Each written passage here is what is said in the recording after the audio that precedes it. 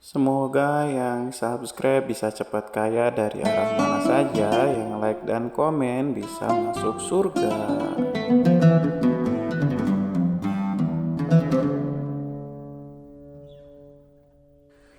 Bismillahirrahmanirrahim. Allahumma sholli ala Sayyidina Muhammad wa ala ali Sayyidina Muhammad.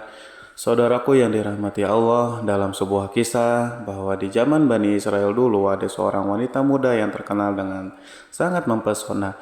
Wajahnya ayu dan cantiknya, tubuh seksi menggairahkan. Sayangnya wanita cantik yang bertubuh aduhai ini menggunakan tubuhnya untuk hal yang salah. Semua potensi yang seharusnya mendekatkan pada Tuhan dimanfaatkan untuk mendapatkan uang dengan cara menjual dirinya. Ia adalah seorang pelacur hebat yang terkenal profesional. Ia viral di depan para laki hidung belang. Ia sangat pandai memuaskan laki-laki yang datang dengan nafsu syahwatnya. Ia pelacur senior yang sangat handal. Ratusan atau mungkin ribuan orang sudah porak-poranda dibuatnya. Dalam beberapa literatur menyebutkan bahwa perempuan muda itu bernama Malika. Dikisahkan dalam kitab Duratun Nasihin, wanita itu melakukan aktivitas jual beli diri di rumahnya sendiri setiap hari. Malika menunggu para laki hidung belang dengan bernafsu di atas ranjang kerjanya. Ranjang pemuas nafsunya sengaja diletakkan di dekat pintu depan rumahnya. Ketika pintu depan itu dibuka, orang yang lewat depan rumahnya akan dengan mudah melihat Malika sedang berbaring santuy di atas ranjang. Ia sengaja melakukan itu agar para lelaki yang melintas dapat melihat kecantikannya, sehingga nanti mereka yang imannya tipis setipis tisu akan segera tergoda dan merongkek dompet untuk bisa menikmati waktu bersama Malika. Konon Malika memasang tarif dengan harga yang sangat mahal, yaitu sekitar 100 keping dinar.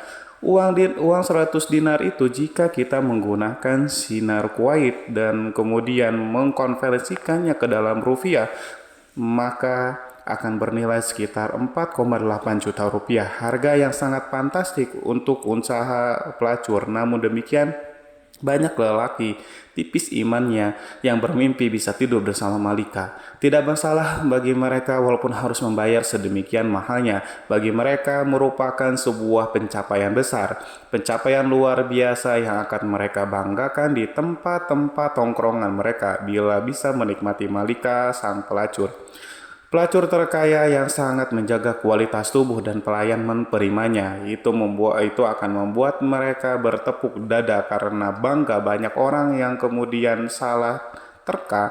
Mereka mengira bahwa Malika akan mati tua merana dengan penuh hina akibat perbuatan dosanya. Namun siapa sangka Allah memiliki takdir indah yang lain untuk Malika. Malika mendapatkan momen luar biasa yang kemudian mengubah seluruh jalan cerita hidupnya 180 derajat dari sebelumnya. Malika mendapatkan lelaki soleh sebagai suaminya. Dari pernikahannya, Malika dan suami memiliki 7 anak laki-laki soleh yang semuanya diangkat Allah menjadi nabi. Bagaimana bisa semua itu terjadi? Amalan apa yang sudah dilakukan Malika dalam hidupnya? Sebelum melanjutkan kisah ini, mari kita bantu channel ini untuk terus berkembang dengan cara mensubscribe dan mengaktifkan tanda lonceng. Jangan lupa berikan komentar yang baik, share video ini kemanapun supaya banyak yang mendapatkan manfaatnya. Semoga bernilai amal jariah karena membantu syiar Islam kepada manusia. Amin, amin, Allahumma amin. Suatu hari ada seorang pria muda melintas di depan rumah Malika, sang pelacur. Dia adalah laki-laki soleh, ahli ibadah. Ia berasal dari daerah yang sangat jauh dari sana. Sebut saja namanya Pulan. Ketika lewat secara tidak sengaja, mata Pulan memandang tubuh Malika di atas ranjangnya. Kata orang-orang soleh, pandangan pertama yang tanpa sengaja merupakan rejeki, sedangkan setelah pandangan pertama, pandangan keduanya dan pandangan ketiganya adalah dosa, karena sudah berbalut nafsu syahwat. Mendadak bergejolaklah darah mudanya. Mengelihat syahwat dan nafsunya sebagai ahli ibadah, Ia berusaha sekuat tenaga menahan nafsu birahinya. Bahkan kemudian ia sempat berdoa kepada Allah supaya menghilangkan syahwat setan yang tengah melanda hatinya. Meskipun sudah ditahan nafsunya terus membara, syahwat tubuhnya menegang. Dan akhirnya benteng imannya jebol. Ia tidak mampu lagi mengontrol hawa nafsunya. Wulan pun kemudian mencari tahu caranya bagaimana supaya bisa menikmati malam bersama Malika. Ternyata tarifnya yang sangat tinggi senilai 400 dinar. Wulan tidak punya uang sebanyak itu. Ia lantas mencari cara supaya bisa mendapatkan uang untuk membayar tarif tidur bersama Malika. Alhasil Wulan menjual semua barangnya termasuk pakaian yang ia bawa. Dari hasil penjualan itu ia berhasil mendapatkan uang yang cukup untuk membayar Malika. Dengan mantap dan yakin Wulan mendatangi rumah Malika. Sesampainya di sana pegawai Malika menyuruhnya membayar uang tarif pelayanan. Ternyata malam itu Wulan belum bisa menuntaskan hasratnya. Ia harus menunggu giliran mengantri bersama puluhan lelaki yang lainnya yang mempunyai niat yang sama. Maklum Malika adalah impian semua lelaki kala itu. Pegawai Malika kemudian memberikan nomor antrian Wulan sekaligus mencatat waktu pelaksanaannya. Tepat pada waktu yang telah disepakati, Wulan mendatangi rumah Malika, si wanita pelacur. Malika terlihat sudah berhias rapi. Ia duduk menggoda di atas ranjangnya. Wulan kemudian masuk ke dalam dan duduk bersama Malika. Di atas ranjang mereka saling berdiam. Beberapa menit mereka lewati hanya dengan berdiam-diaman, tanpa obrolan, tanpa adanya gerakan lainnya. Kemudian Malika berinisiatif mengulurkan tangannya. Tangan itu hendak meraih tubuh Wulan. Belum sampai dari jemari lentik si Malika menyentuh kulit Wulan, tiba-tiba Wulan merasa sekujur tubuhnya dingin seperti disiram air es. Tubuhnya menggigil, hatinya terguncang, rasa bersalah dan ketakutan hebat tiba-tiba menyelimuti tubuh Wulan. Imannya yang sangat nyaris minggat tiba-tiba kemudian kembali lagi. Ia merasa seluruh ibadah dan amal baiknya selama hidup hancur porak-poranda dalam hitungan detik selama ia berada dalam kamar itu. Wajah Wulan terlihat pucat, kemudian seluruh persendiannya bergetar. Ada sebuah kekuatan dahsyat yang tiba-tiba membuat hatinya ketakutan menyadari sesuatu yang aneh. Sedangkan klien Malika, si wanita pelacur itu kemudian bertanya, "Mas, kamu itu kenapa sih? Apakah kamu sakit?" Begitu kira-kira Wulan masih terdiam. Kemudian menjawab dengan gemetar, "Mbak, aku sangat takut kepada Allah. Biarkan aku keluar dari kamar ini." Kemudian Malika mengercitkan dahinya. Ia kaget dengan jawaban Wulan. Dengan emosi Malika membentak, "Aduh, sialan, kamu banyak laki-laki yang sangat menginginkan apa yang kamu dapatkan hari ini.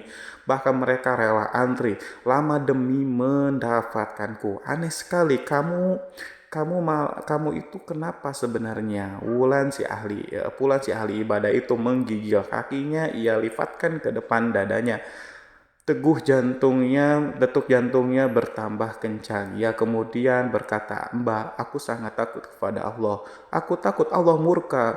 Uang yang sudah kubayarkan tadi silahkan ambil saja, itu halal buatmu. Tapi izinkan aku keluar dari sini." Kemudian Wulan berdiri. Ia bergegas berjalan ke arah pintu keluar Malika.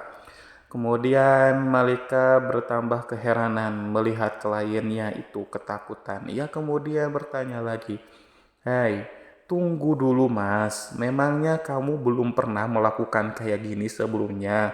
Kemudian Wulan menjawab, "Sebelumnya mbak sama sekali belum pernah.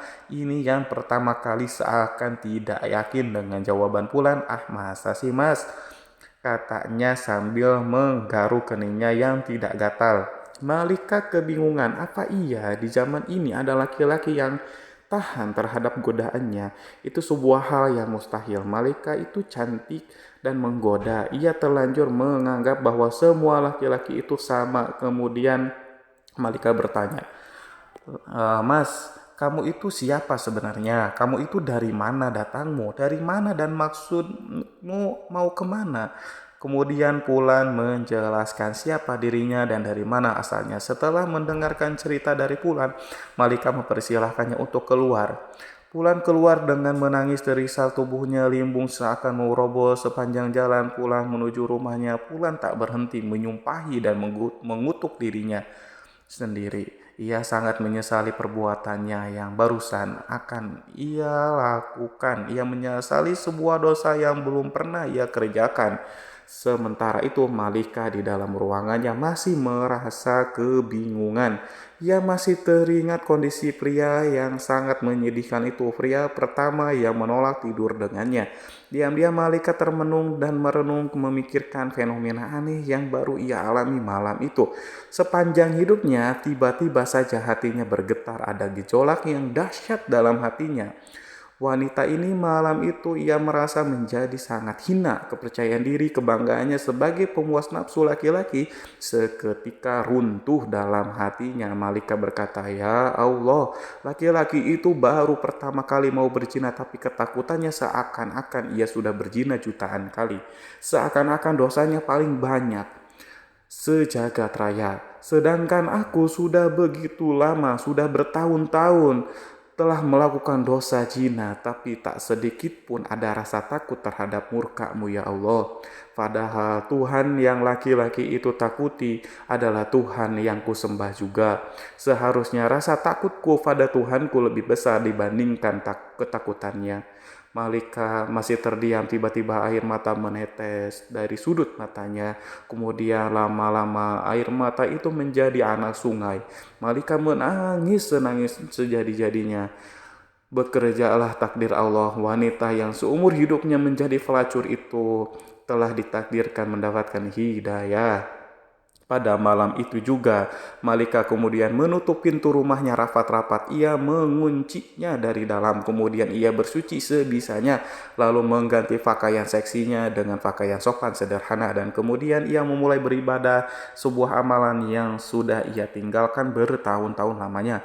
Malika benar-benar bertaubat, menyesali dan meratapi dosa-dosanya di masa lalu, dan ia meminta ampunan dari Allah. Malika duduk beribadah sepanjang malam setiap hari. Hal itu dilakukan dengan sungguh-sungguh, dengan mengharapkan ampunan Allah. Tidak terasa pertemuan dengan Pulan sudah lewat setahun.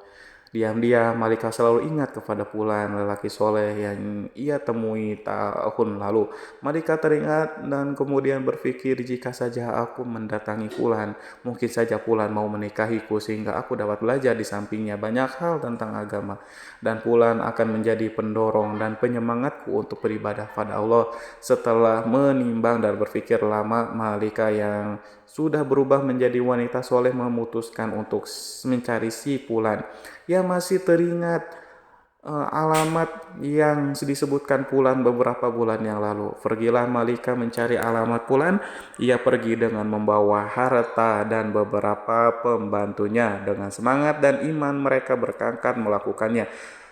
Setelah sampai di kampung yang dituju, Malika lalu bertanya kepada warga yang dijumpainya. Kemudian ia memperoleh informasi di mana rumah Fulan. Si pemuda soleh sesampainya di rumah Fulan, diucapkannya salam. Kemudian keluarlah Fulan. Ia membukakan pintu rumahnya, kemudian mempersilahkan para tamunya untuk masuk. Pulan belum sadar siapa yang datang karena Malika pada saat itu memakai cadar. Sedangkan para pembantu bersamanya, Pulan belum pernah mengenali mereka sebelumnya. Malika kemudian membuka cadar penutup wajahnya supaya Pulan mengingatnya, dan benar saja. Meskipun setahun telah berlalu, Pulan masih mengenalinya. Tiba-tiba tubuh Pulan kembali menjadi dingin. Pulan teringat peristiwa perjumpaan pertama dan terakhirnya dengan wanita di depannya. Itu rasa bersalah, rasa takut yang sudah berusaha ia hilangkan selama setahun terakhir tiba-tiba datang lagi. Bagi Fulan, perjumpaannya dengan Malika tahun lalu itu membuat trauma. Itu lebih menakutkan daripada berjumpa dengan singa lapar. Kenangannya di masa lalu membuat tubuhnya lemas lunglai. Tubuhnya kemudian kembali bergetar hebat. Keringat dan air matanya bercucuran. Fulan tiba-tiba menjerit histeris memohon ampunan kepada Allah. Fulan si ahli ibadah itu berteriak sangat kuat. Saking kuatnya suaranya, nyawanya pun ikut keluar. Fulan meninggal dunia. Kematian Fulan itu tentu saja membuat Malika sangat terpukul dan bersedih hati.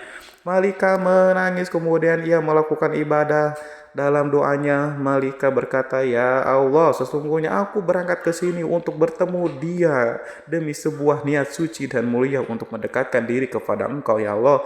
Tetapi Engkau lebih mencintai dan menginginkannya kembali kepadamu." Tangis malaikat pecah, air matanya tumpah setelah Fulan selesai dimakamkan. Kemudian malaikat bertanya kepada keluarganya, "Apakah Fulan punya seorang saudara laki-laki di antara keluarganya yang membutuhkan seorang istri?" Kemudian orang-orang di situ menjawab, "Iya betul, Fulan masih punya saudara laki-laki. Orangnya juga sangat soleh, tetapi dia itu melarat, miskin, tidak punya harta." Kemudian malaikat berkata, "Oh ya tidak, berharta dan miskin bukanlah sebuah masalah bagiku. Aku ini wanita kaya, aku berkecukupan harta. Yang terpenting suamiku nanti bisa membimbingku untuk mendekatkan diri kepada Allah." Akhirnya kemudian saudara si Fulan, si ahli ibadah, dilamar oleh malaikat. Mereka pun kemudian menikah. Allah SWT memberikan kebahagiaan bagi rumah tangga mereka berdua. Bahkan dari pernikahannya mereka dikaruniai 7 orang anak laki-laki. Dan sebuah hal yang sangat luar biasa, Masya Allah, semuanya atas takdir Allah. Ke-7 anaknya itu diangkat oleh Allah menjadi nabi-nabi dari kalangan Bani Israel. Sebuah anugerah besar, sebuah barokah dari taubat yang sesungguhnya ini adalah pelajaran penting bagi kita untuk tidak memandang remeh, memandang rendah yang lain. Mungkin saja saat ini ada orang itu ahli maksiat, penuh dosa, namun ternyata besok pagi orang itu bertobat kemudian menjadi ahli ibadah dan menjadi kekasih Allah. Dari Anas bin Malik dan Abu Hurairah radhiyallahu an, Rasulullah bersabda, Allah Allah Subhanahu wa taala berfirman, "Apabila seseorang hamba mendekatiku sejengkal, maka aku akan mendekatinya 1 hasta.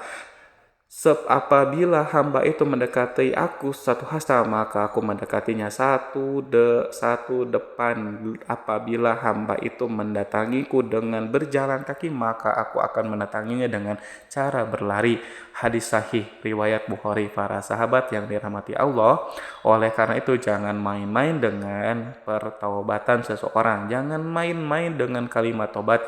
Jika seorang sudah bertaubat kepada Allah, Allah tidak akan lagi memandangnya bagaimana masa lalunya. Yang Allah pandang dari seseorang adalah masa kininya dan bagaimana nanti akhir hidupnya. Semoga kita semua dipilih oleh Allah untuk menjadi hamba-hambanya yang meninggal dengan cara husnul khotimah. Wallahu a'lam bishawab. Wassalamualaikum warahmatullahi wabarakatuh.